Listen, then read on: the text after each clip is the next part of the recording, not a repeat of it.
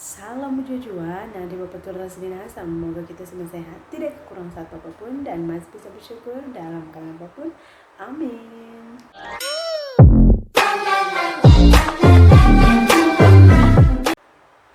Selamat siang pemirsa. Oke pemirsa ya.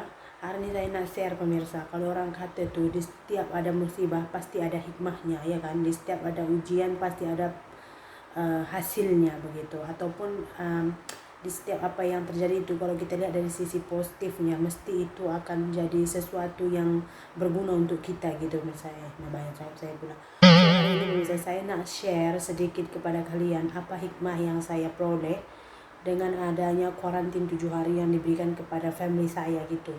Hikmah ini yang saya rasakan sendirilah gitu.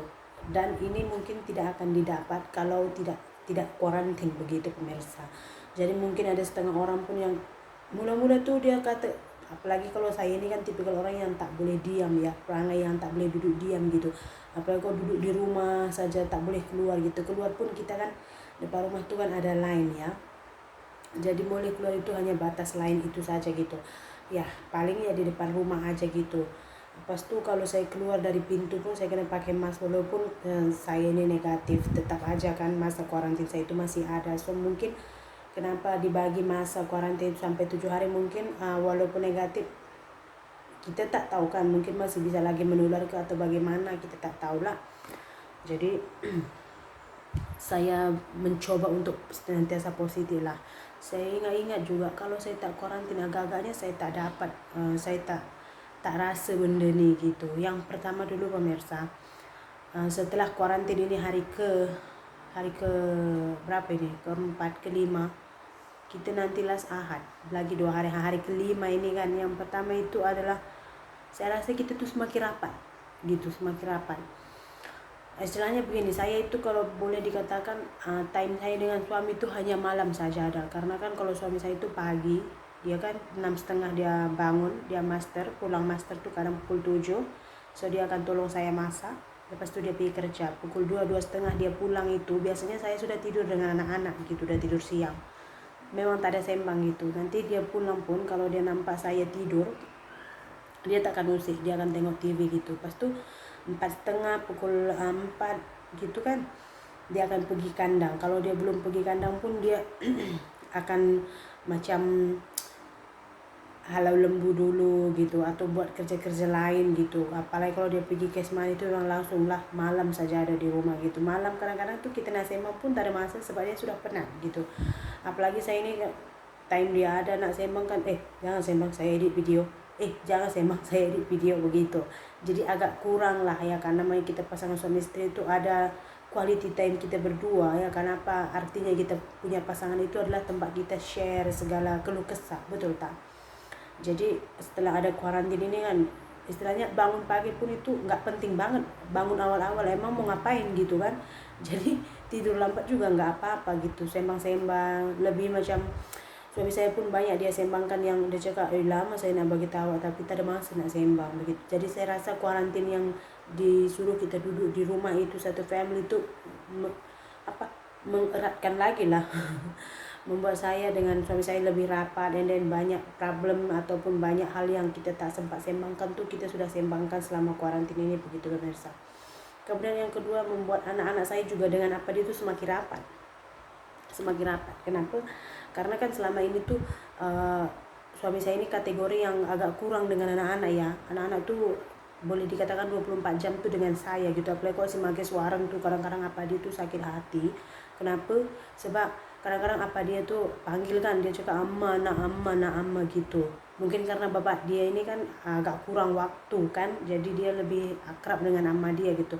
Selepas kita kuarantin ini saya tengok anak-anak tuh akrab dengan apa dia. Kadang-kadang tuh pagi-pagi tuh apa dia sudah suapkan makan. Apalagi kemarin tuh kan saya dalam bilik juga, apa dia sudah suapkan makan, mandi gitu. Jadi bangun pagi tuh mereka tuh main gitu. Jadi apa dengan anak-anak pun dah semakin akrab gitu pemirsa. Itulah hikmah yang saya dapatkan ini pemirsa.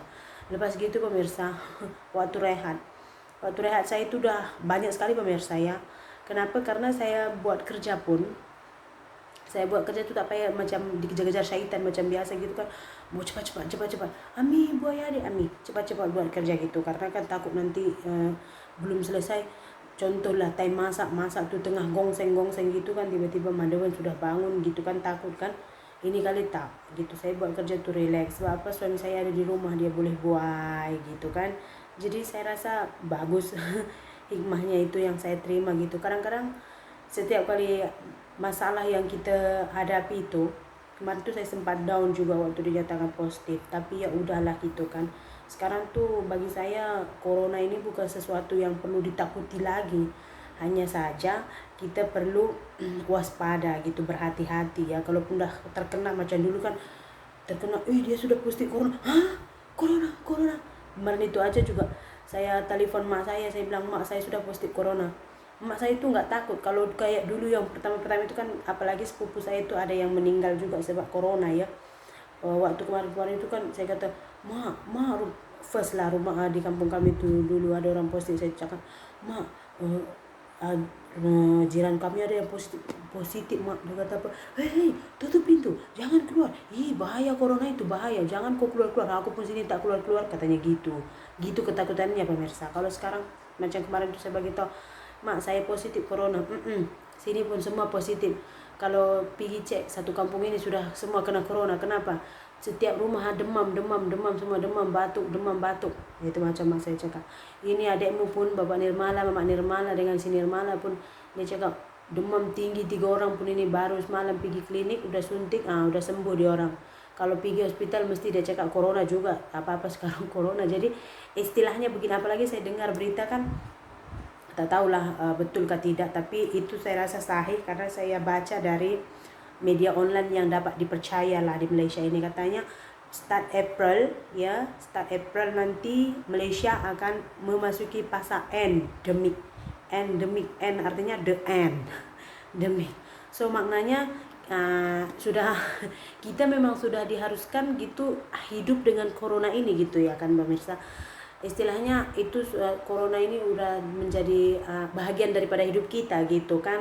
Karena saya tengok katanya sudah memulai fase endemik, mungkin sudah kembali normal seperti sewaktu dulu sebelum corona ini datang, begitu kehidupan kita. Dan sekarang pun itu sudah begitu juga gitu kan. Karena kan saya tengok yang terkena corona pun sebenarnya kena corona ini pun pemirsa, ada yang saya baca lah di borang yang saya isi itu kan, ada dia gejala ringan, sedang dan berat kan. Kalau ringan macam saya ini demam batuk, sesama tekak sakit itu saja. Tapi kalau dia sudah sedang loya, kemudian macam muntah ya kan.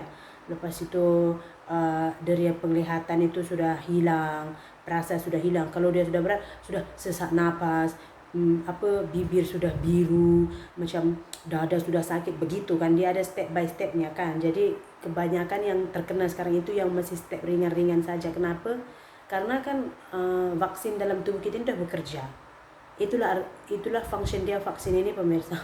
Cuman ada setengah orang tuh tak faham, macam mak saya, udah vaksin juga aku tengok itu adikmu kena juga dia corona.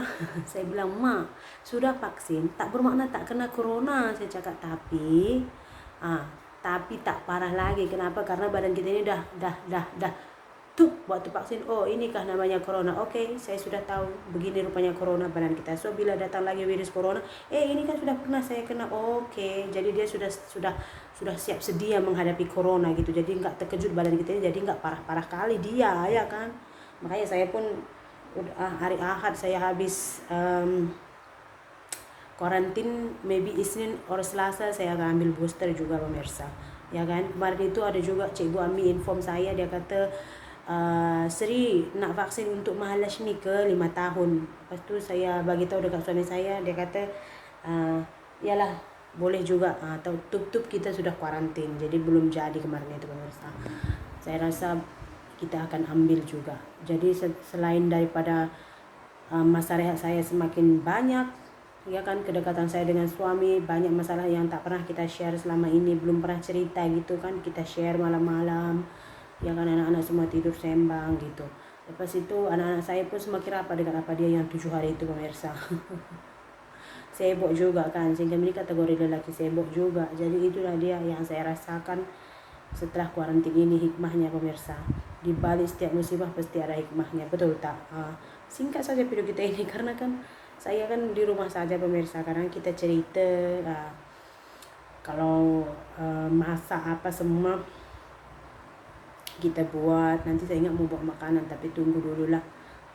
Saya mau share ini biar menjadi motivasi sesiapa yang tengah dalam kuarantin itu jangan susah hati. Ini masa kita untuk mendekatkan diri dengan anggota keluarga yang lain, betul tak? Oke, jumpa lagi lain video. Bye.